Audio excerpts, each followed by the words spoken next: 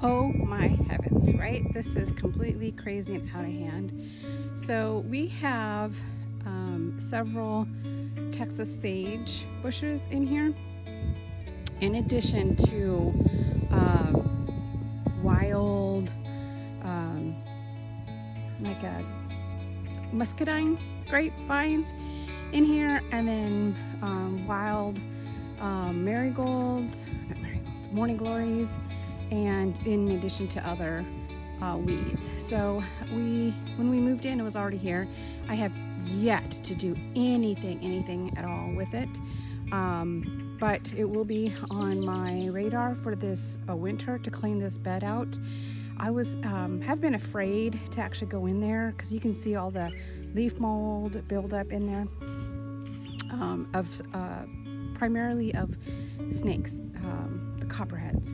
So I think this winter I'll be able to get in there safely and clean it up. But today I'm actually going to take some stems from the Texas sage and try to propagate it. This way we have it around the property. So I do want to show you the flowers.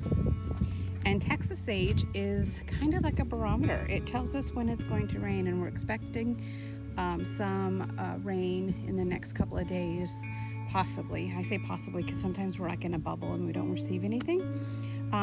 But Texas sage comes in a variety of colors. So you'll have this dark fuchsia pink, you'll have a pale pink, and there are even some lavender colors. But they're sweet and they have a snapdragon quality to them, and the leaves are very sweet and soft. I love the stems. So not all of them. Many people have them pruned down so they don't grow so wildly like ours is. But hopefully this winter, like I said, I'll be able to prune it and get it back under control, because I definitely want to keep them. There are several. I couldn't tell you exactly how many there are in here, but I think this will be a beautiful bed accent here in the front yard. So typically my garden is, I'm trying to do red, white, and blue, but this obviously is not red, white, and blue. So maybe do more of a dry, drought tolerant bed. So I will have this. I can plant some yucca and maybe some other cactus in here, and then I think, and just to complement this pretty fuchsia. So I won't go with too many additional colors, but maybe some whites and then some purples. I think that would be nice, because if I plant some Mexican heather, I think that would be nice in here, because the plants are also sagey color to the leaves, and then they are a lilac color. I think that'll complement it very well. Maybe some transcantia, so it'll be a nice ground cover. Definitely have plenty of options for this bed. But I'm going to go ahead and trim some of these branches now. So I want kind of like a 1/2 inch to diameter, almost like the size of a pencil, and then we'll defoliate in the greenhouse and get them rooted in some soil, and hopefully they will take.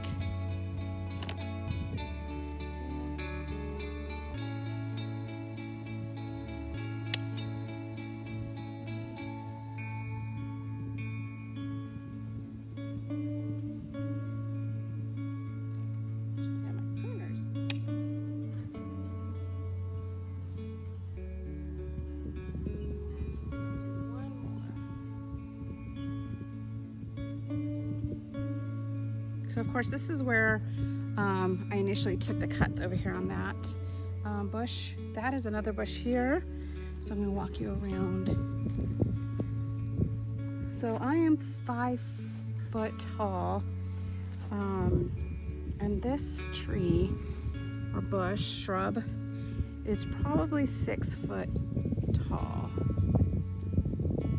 So, and of course these are too, but however they're leaning down because they just haven't been taken care of, right?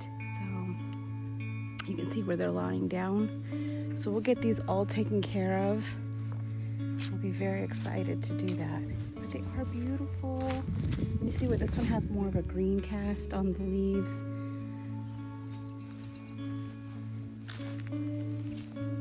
They're rather large. This was from a tree above.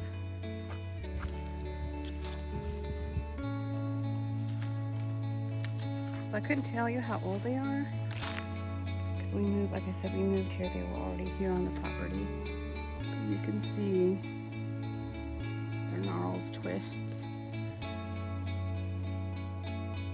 You can hear the bees. They're on the flowers and on the morning glories too. And these are, of course, branches from the trees above. So we'll get this all sorted out.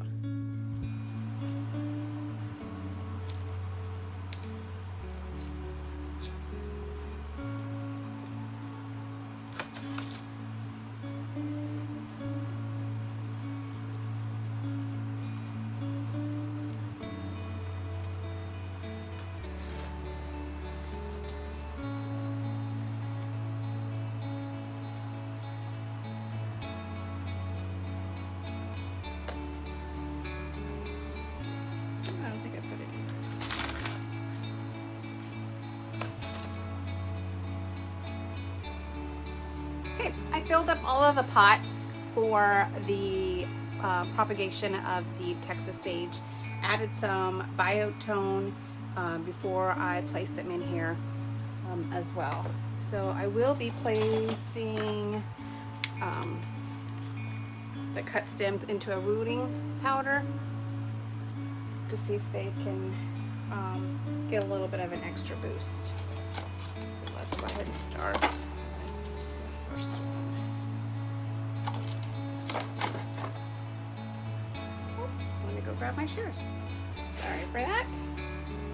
So let's see how many we can get. And we're going to go ahead and take the foliage off and also the flowers. So these little itty bitty ones, we're not even going to keep. We're going to get rid of those. We want to give it as much opportunity to grow as possible.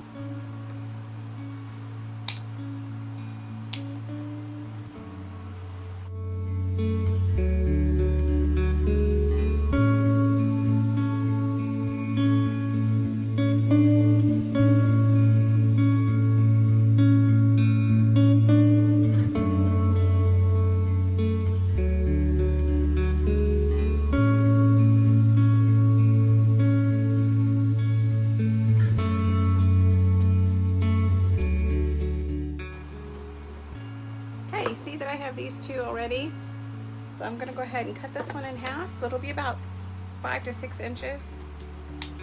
Put in some rooting powder. Let me get some water and then dunk it.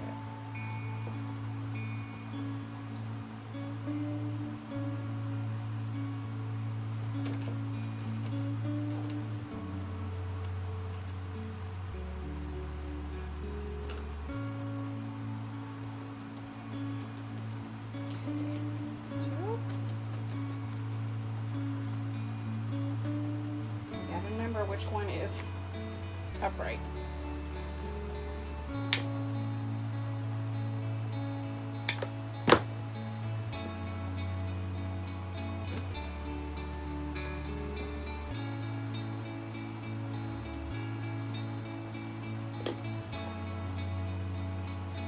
Okay, so I got 5 propagation out of that. We're going to continue on.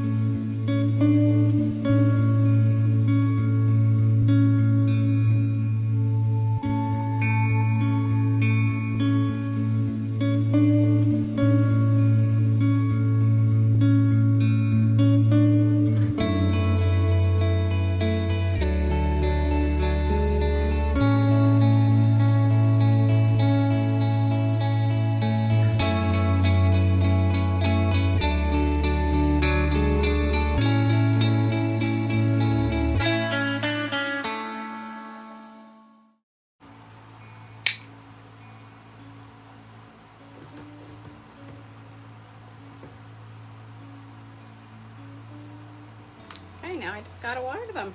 I think I might move one over here just to give it some more breathing space. Let's do there. Look at all these. I feel so guilty getting rid of that.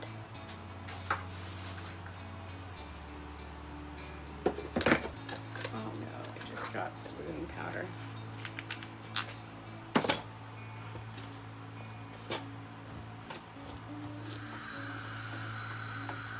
We're going to water these in really well and place them in a shady spot in indirect sun. And I'm going to put them outside underneath my growing table.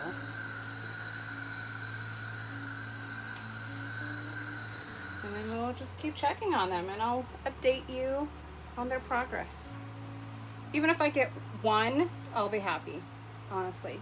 That's one more that I didn't have.